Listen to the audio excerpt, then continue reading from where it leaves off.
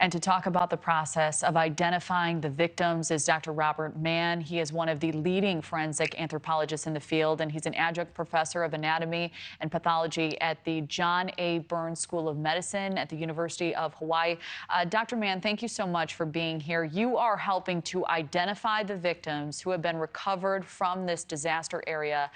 I imagine this is an incredibly emotional and challenging task. What compelled you to help, and what do you hope to accomplish in Lahaina? Well, good morning. Forensic anthropologists, we work typically on one of the main things we do is we work mass fatalities and mass disasters.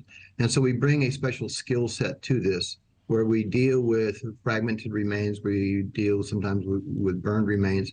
And the purpose of all this is to try to be involved and to assist in the 3 stages of this to try to get resolution for the missing, for the families.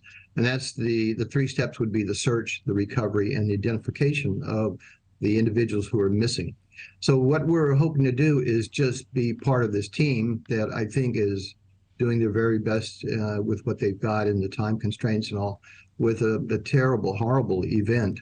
And what we can do is we are going to focus on trying to identify the missing. And that's really the main goal. So we can help with the recovery, with recognizing burned individuals or whatever it may happen to be.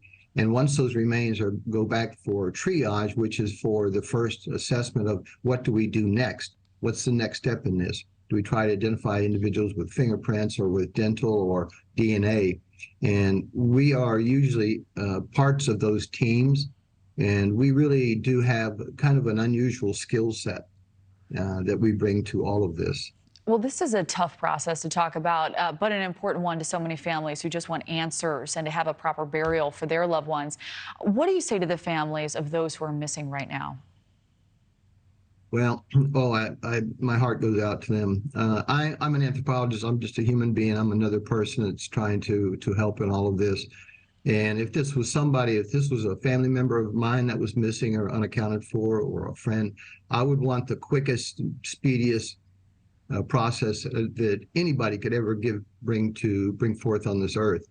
But at the same time, I know as an anthropologist and doing this for many, many years is it's a very difficult process. It's a complex process. And really what it is the only things we can go on patience, on hope, and give it the very best that we've got. But the thing we want to make sure that we do is we do everything correctly. You can go through things speedily, and I've seen that done sometimes in the past. We can never cut a corner. That just is not going to happen with this and cannot happen. And the process is just going to take some time. But my heart goes out to everyone. I cannot imagine what they're going through. Well, certainly, and that sentiment is shared. You've helped identify victims who died in 9/11, the tsunami in Japan, several other disasters. We've got about 40 seconds left. How is this similar or different from those scenarios?